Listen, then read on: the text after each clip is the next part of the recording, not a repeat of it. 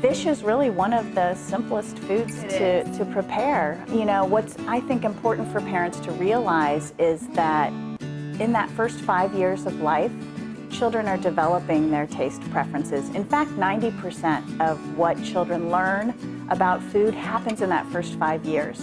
And so we want parents to offer fish to their children and seafood products. We want them to expose them to those foods early on, because then children learn to like the flavor of those foods. And when they learn to like the flavor of those foods, they eat those foods.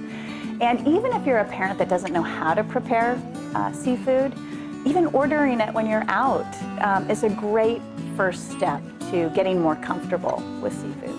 You talked about the fact that you have to expose kids to foods, and I think a lot of parents think that might mean once or twice, and then they're gonna catch on and start diving in. How many times are we talking here in terms of exposure? Yes, well, it's a lot more than once or twice. So the current research tells us at least 8 times. And 8 times means not 8 times of the same food the same way over and over and over again.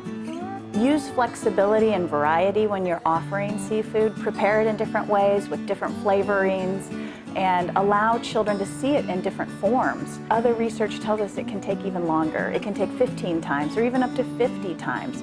But the point is repeated exposure.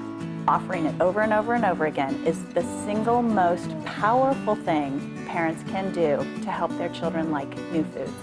Yep, and I've noticed when I'm offering my kids a food, they may eat it the first 3 or 4 times, and then they won't eat it a couple times. And so I think it's important not to get discouraged when it's inconsistent acceptance of a food.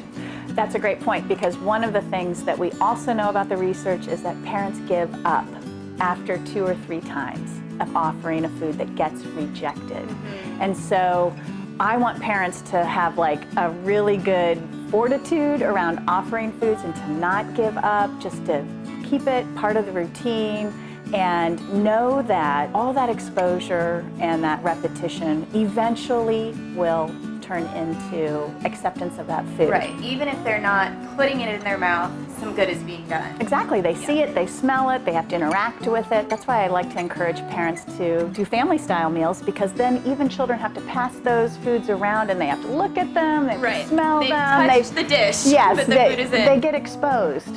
And the more comfortable children become with food, they will warm up and then try it. But some children, it takes a little bit longer to warm up to foods.